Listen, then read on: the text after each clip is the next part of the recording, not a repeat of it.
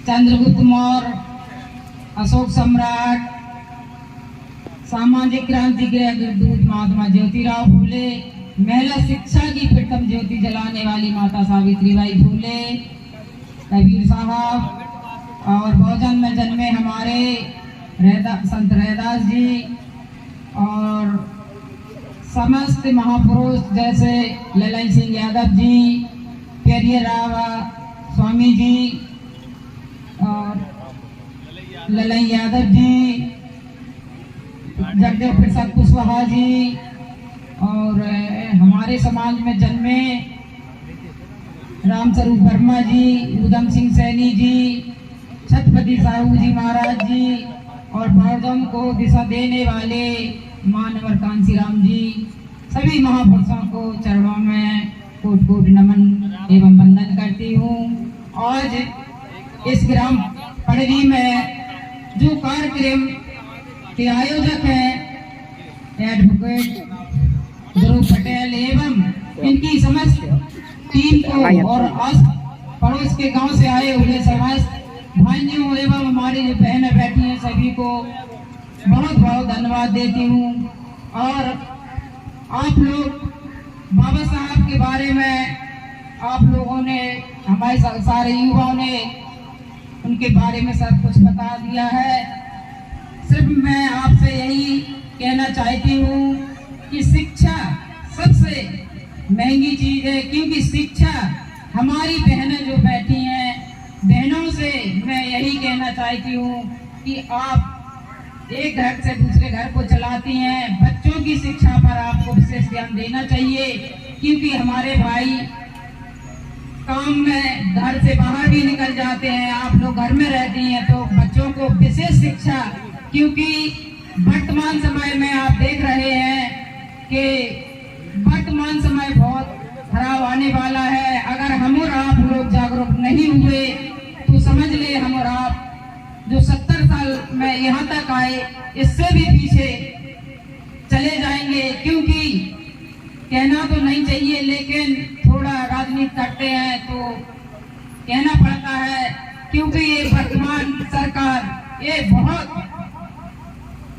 सबसे ज्यादा उत्पीड़न इस सरकार में हो रहा है, चाहे युवा हो, चाहे किसान हो, चाहे व्यापारी हो, चाहे छात्र हो, चाहे नौजवान हो, चाहे हमारी बहनें हो, सबसे ज्यादा उत्पीड़न आज तक किसी भी सरकार में नहीं हुआ है। और आप लोग अगर इन बहुत निर्णय की घड़ी आ रही है और वक्त बहुत नजदीक आने वाला है, हम और आपको सोच समझ के ये नहीं सोचना है कि हम किस सरकार को चुने, हम और आपको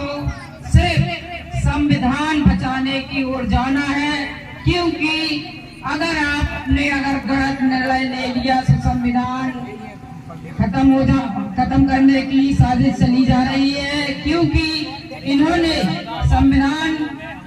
अपना बना के रख लिया है, क्योंकि ये संविधान अगर सरकार दोबारा बैठती है तो ये संविधान अपना खत्म हो जाएगा। इसलिए हम और आप लोगों को जागरूक होना है,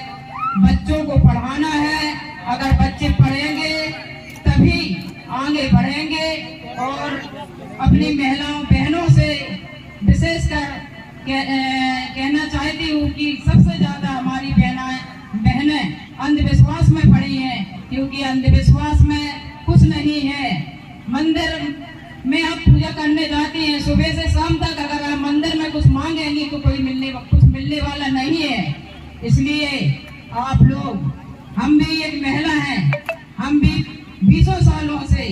हम कहीं मंदिर पे पूजा करने नहीं जाते हैं, हम अपने महापुरुषों को भी पूजा नहीं करते हैं, सिर्फ महापुरुषों के विचारों को मानते हैं और महापुरुषों के विचारों पर चलकर हम आप लोगों के बीच में यहाँ तक पहुँची हूँ। इसीलिए बच्चों की शिक्षा पर विशेष ध्यान देना चाहिए। और हम अपने युवा भाइयों से एक बात जरूर कहना चाहती हूँ कि हम और आप SC OBC के लोग हैं, क्योंकि ये लोग थोड़ा कहने में अच्छा नहीं लगता है, लेकिन कहना चाहती हूँ कि थोड़ा आप लोग दारू जुआ से दूर रहें, क्योंकि अपने समाज में एक दारू का एक ऐसा चलन चला रहा है तो उससे आप दूर रहे, क्योंकि आप पिएंगे, आपके बच्चे देखेंगे तो उन पर भी असर पड़ेगा। और इसलिए बच्चों की शिक्षा सबसे जरूरी है, क्योंकि ये वर्तमान सरकार चाह रही है कि ये शिक्षित ना हो। क्या कोरोना काल में आप लोग क्या समझ रहे? कोरोना काल कोई बीमारी थी? कोरोना में कोई बीमारी नहीं थी, सिर्फ ये देखा जा रहा था कि इनकी शिक्षा नीचे गिराई जाए। अस्पताल बंद कर दिए गए, मंदिर बंद नहीं किए, उनकी आमदनी जहाँ की तहाँ रही, हम और आपकी आमदनी घट गई। अस्पताल बंद कर दिए गए, लोगों को दवा नहीं मिली, दवा के कारण हमारे भाइयों की मृत्यु हुई है। अगर अस्पताल बंद न होते तो हमारे इतने भाइयों की मृत्यु नहीं होती। इसलिए समय बहुत नजदीक है। हम और आपको ये नहीं देखना है ये प्रत्याशी सपा का है, ये कांग्रेस का है। हम और आपको सिर्फ यह देखना है कि कौन संविधान बचा रहा है, क्योंकि संविधान खतरे में है। हम और आपको सबसे ज्यादा ध्यान इसी पे देना चाहिए कि हमें संविधान बचाना है। और आए हुए हमारे डॉक्टर असद जी और उनके समस्त टीम और हमारे पड़री ग्राम के समस्त साथी एवं उरई से चल के आए हमारे एडवोकेट जी, उरई से आए हमारे भाई नरेंद्र कुशवाहा जी, वकील साहब जी और एडवोकेट जी, बहुत बहुत धन्यवाद आपको देना चाहेगी, क्योंकि आपने इतनी प्रोग्राम किया, इतनी